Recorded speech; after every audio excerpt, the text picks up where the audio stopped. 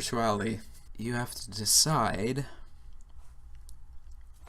to have it sort of in your back pocket all the time and just have it sort of secondhand in a way, second focus, or you go as much as possible with it.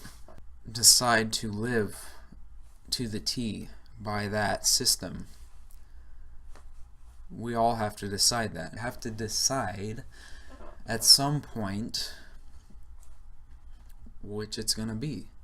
And I look at figures like Jesus and Muhammad and the 24th Tirthankar, Mahavira, Siddhartha Gautama, the Buddha. I look at all of them as people who said, you know what, people? I'm going to dedicate everything to it. And there's something that happens, I think, when you do that, when you are so impassioned by the path. At first it is like that. You're impassioned by it, and then you decide on it. You say, I'm going to follow this spiritual path. When you do that for yourself, you'll notice a change. Now, will it be positive or negative? Will it affect other people, and yourself included? Will it affect the world for the good or the worse? And I do think that those figures really blessed people, however you want to look at it.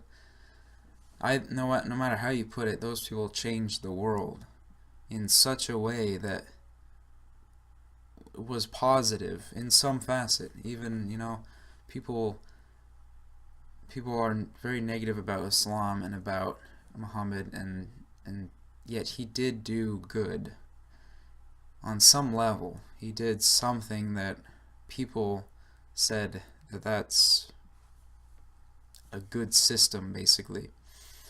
So the question for each of us is, what's our legacy going to be? What are we going to do with life, and what are we going to contribute to the world?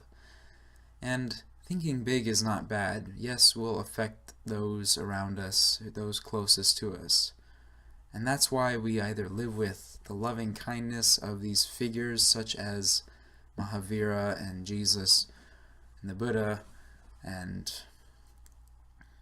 other great leaders throughout history, different yogis, different priests and people. Are we going to look at those people's lives and say that's something that is important, or are we going to look at the CEOs who make a lot of money and the sports players who make more than some of those CEOs every day? I mean, are we going to look at those people and say that's who we should revere, or are we going to look at those people who shone forth God, essentially? No matter which way you look at it, according to those faiths, those religions, those historical figures did that. They showed people God. And it is quite an amazing thing. So for me, I want to do that. I want to bring the spiritual light into people's lives. I want to help them awaken to the truth. And I don't have all the answers for everything. I don't have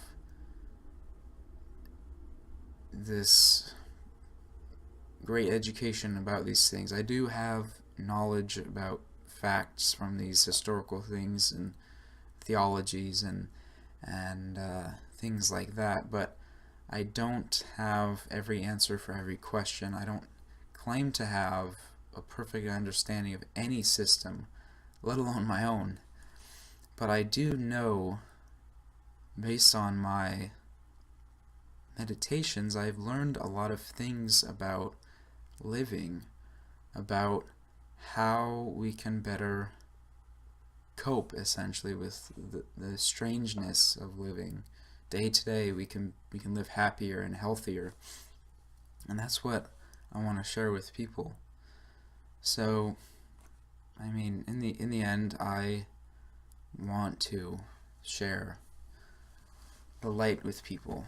So that's my mission.